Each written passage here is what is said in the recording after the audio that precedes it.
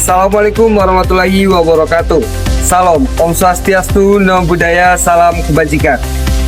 Di sini saya sebagai awal pembukaan video tugas pengantar manajemen, yaitu dosen pengampu Bapak Ariel Suwantoro, Sarjana Ekonomi, Magister Ekonomi.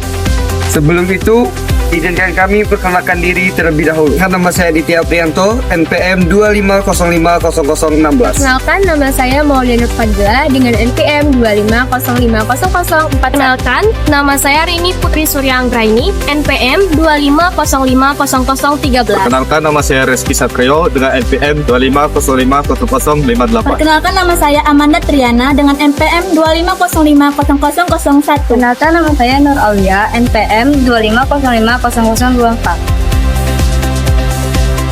Pengambilan keputusan dan pembuatan keputusan merupakan salah satu proses memilih alternatif untuk mencapai suatu tujuan dan menyelesaikan suatu masalah. Pengambilan keputusan dan pembuatan keputusan mempunyai 3 model. Yang pertama model rasional, yang kedua model intuitif, dan yang ketiga model instrumental. Proses ini melibatkan 3 hal. Yang pertama, identifikasi masalah, yang kedua, pengumpulan informasi, dan yang ketiga, evaluasi alternatif. Pengambilan keputusan dan pembuatan keputusan sangatlah penting dalam administrasi publik karena untuk menentukan arah kebijakan di layanan masyarakat.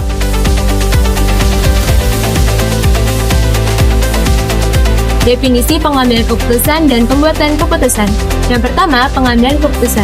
Pengambilan keputusan adalah proses memilih salah satu alternatif terbaik dari berbagai pilihan yang tersedia untuk mencapai tujuan organisasi. Artinya, seorang manajer harus mampu memilih dan menimbang opsi mana yang paling efektif, efisien, dan sesuai dengan keadaan perusahaan.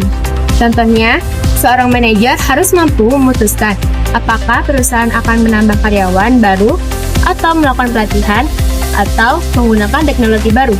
Maka, proses memilih tersebut yang disebut dengan proses pengambilan keputusan. Sementara itu, pembuatan keputusan. Pembuatan keputusan mencakup tahapan yang lebih luas dari sekedar memilih. Pembuatan keputusan dimulai dari mengidentifikasi masalah, yang kedua menganalisis data, merumuskan alternatif atau solusi, kemudian berdiskusi atau berkonsultasi bersama tim sebelum keputusan diambil. Dengan kata lain, pembuatan keputusan adalah proses membangun dasar dan persiapan agar keputusan yang diambil nantinya bisa benar-benar tepat dan sesuai. Jadi bisa diibaratkan, pembuatan keputusan adalah proses di mana kita menentukan bahan-bahan atau resep masakan. Sedangkan pengambilan keputusan bisa diibaratkan seperti ketika kita menyiapkan atau memilih menu mana yang akan kita masak. Dalam dunia manajemen, keduanya sangatlah penting karena sangat berpengaruh dalam kinerja organisasi secara keseluruhan. Perbedaan pengambilan keputusan dan pembuatan keputusan. Biasanya, kita sering mengira bahwa pengambilan keputusan dan pembuatan keputusan itu sama, padahal keduanya memiliki perbedaan yang cukup penting, terutama dalam konteks organisasi maupun pemerintahan. Proses pertama yaitu pembuatan keputusan yang berfokus pada perumusan masalah, analisis situasi, dan penyusunan alternatif-alternatif tertentu. Pada tahap ini, biasanya organisasi menganalisis dulu apa masalahnya, kemudian mengumpulkan berbagai kemungkinan solusi. Tahap ini biasanya melibatkan banyak pihak dan membutuhkan waktu yang panjang. Contohnya seperti sebuah tim mengadakan rapat untuk mencari solusi dari sebuah masalah. Rapat tersebut akan menghasilkan beberapa alternatif kebijakan. Setelah proses pembuat keputusan selesai, barulah masuk ke tahap kedua, yaitu pengambilan keputusan. Tahap ini merupakan tindakan memilih alternatif terbaik dari beberapa pilihan yang telah dirumuskan sebelumnya. Biasanya, pengambilan keputusan dilakukan oleh pimpinan atau pihak yang memiliki wewenang. Inti perbedaan dari keduanya adalah kalau pembuatan keputusan melibatkan banyak pihak dan memerlukan waktu yang panjang, sedangkan pengambilan keputusan lebih singkat dan hanya dilakukan oleh pimpinan. Jadi, Perbedaan pengambilan keputusan dan pembuatan keputusan itu sangat penting, terutama dalam konteks organisasi. Dengan kita memahami perbedaan ini, kita akan tahu bagaimana, siapa yang bertanggung jawab, bagaimana prosesnya berjalan, dan bagaimana efektivitas tata kelola organisasi ataupun pemerintahan bisa ditingkatkan. Jenis keputusan dalam organisasi dibedakan menjadi 4 kategori. Yang pertama berdasarkan tingkatnya, yang kedua berdasarkan sifatnya, yang ketiga berdasarkan formalnya, yang keempat berdasarkan pelakunya.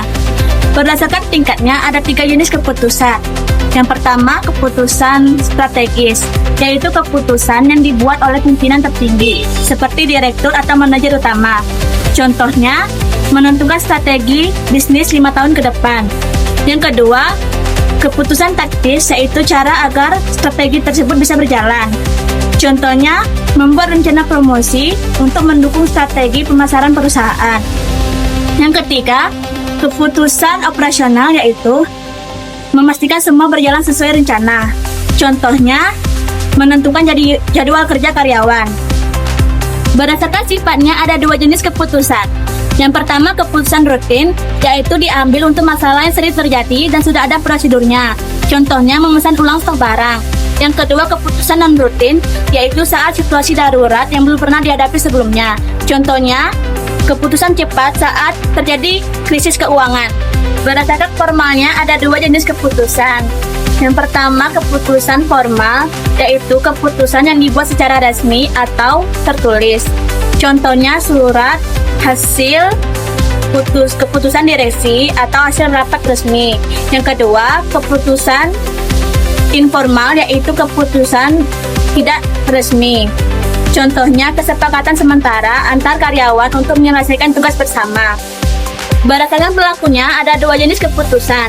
Yang pertama keputusan individual, yaitu keputusan yang dibuat oleh satu orang. Contohnya seorang manajer memutuskan siapa yang akan dipromosikan. Yang kedua keputusan kolektif, yaitu keputusan yang dibuat oleh bersama-sama oleh kelompok. Contohnya keputusan hasil musyawarah tim proyek.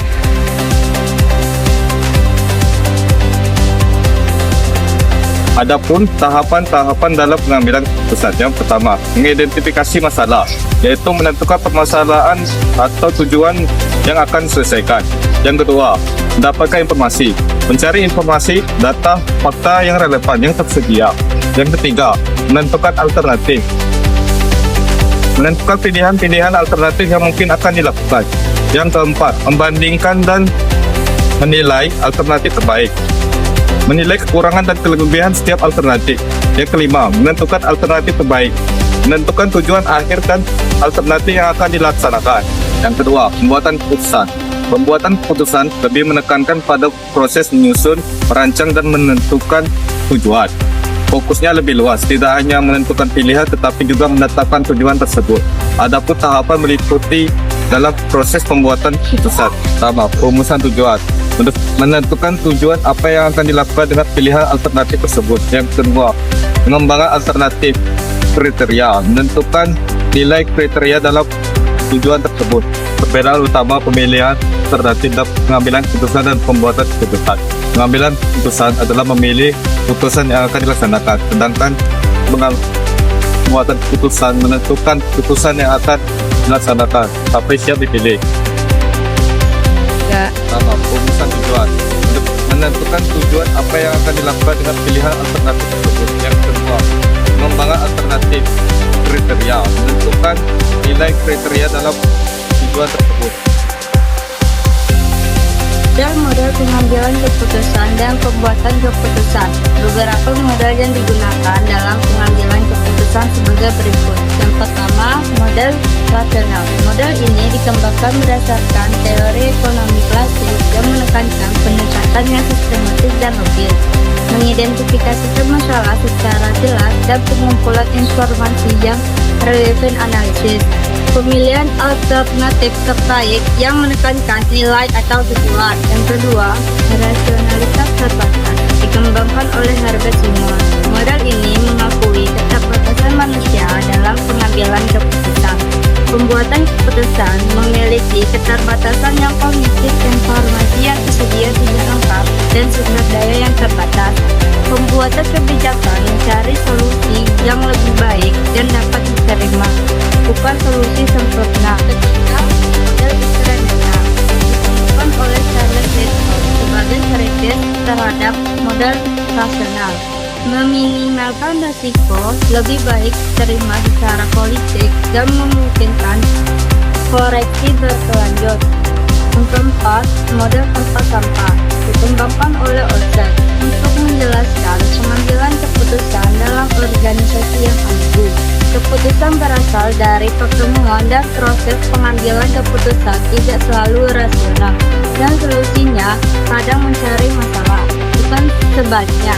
Kebetulan melainkan syarat penting. Yang kelima, Nick ditemukan oleh Amitai Edzion sebagai sintesis antara model rasional.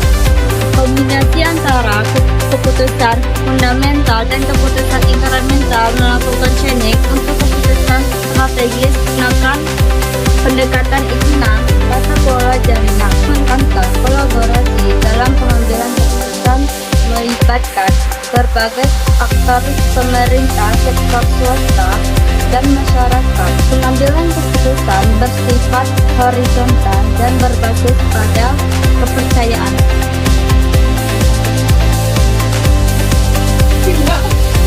Jadi kesimpulan dari materi tentang pengambilan keputusan dan pembuatan keputusan, yaitu pengambilan keputusan dan pembuatan keputusan sangatlah penting dalam administrasi publik, karena untuk menentukan arah kebijakan dan kualitas layanan di masyarakat. Proses ini meliputi beberapa faktor. Yang pertama, keterbatasan informasi. Yang kedua, tekanan politik. Dan yang ketiga, budaya organisasi. Jadi itulah dia pemaparan materi dan pembuatan video dari kelompok 3 tentang pengambilan keputusan dan pembuatan keputusan. Saya buka dengan salam dan saya tutup juga dengan salam. Wassalamualaikum warahmatullahi wabarakatuh.